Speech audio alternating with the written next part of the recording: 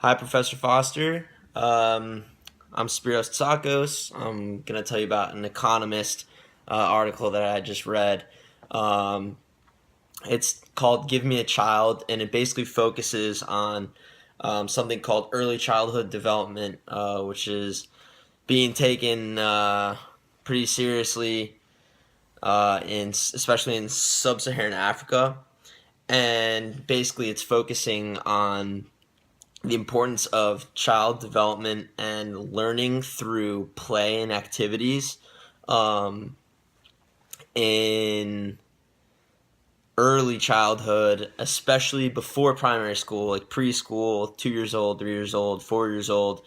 The importance of making kids uh, able to, find ways to learn because they usually have few chances to do that. And, it says in the article that basically parents would kind of leave them alone, let them do their own thing until they could carry a hoe and start gardening. So that was pretty much the first objective for the family. How we were talking about, we were talking about the luxury axiom and child labor and whatnot. So I think it's a very interesting case. They also mentioned that there will be more time for women if these kids are educated at a younger age. Um, and as they call this, early child development, ECD, the UN actually proposed in its Sustainable Development Goals to have universal access. Pretty ambitious, but very hopeful. Universal access to ECD by 2030. I have some statistics I wrote down here. I know 43% of under fives in poor countries will fail to meet their development potential because of avoidable deficiencies in what they call ECD. Um, there's still some patchy research here and there in early brain development. It's a little impartial, but it's very essential that people are working um, to alleviate this problem. There was a case study. They were talking about how some initiatives were working.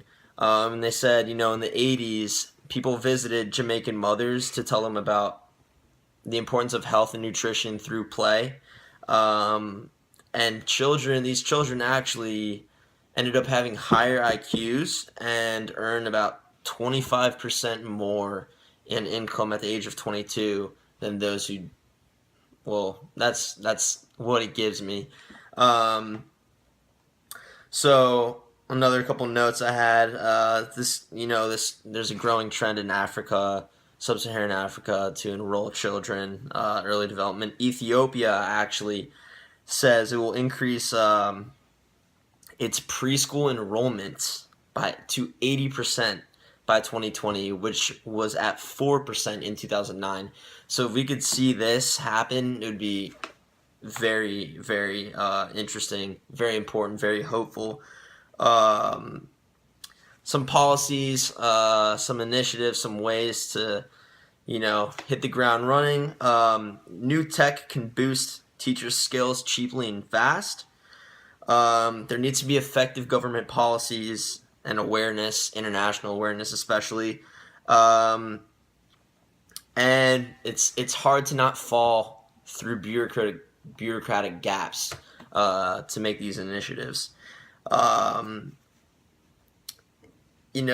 Private efforts actually, believe it or not, are the most innovative. This is what the article gives me, but that they say it's a little more effective than government policies as of now. But yeah, what something that I was very happy about, and in one of our chapters, it was saying how ECD should not only focus. One of its problems is only focusing on education, but it's not focusing on health, and that both of them in early childhood are extremely essential.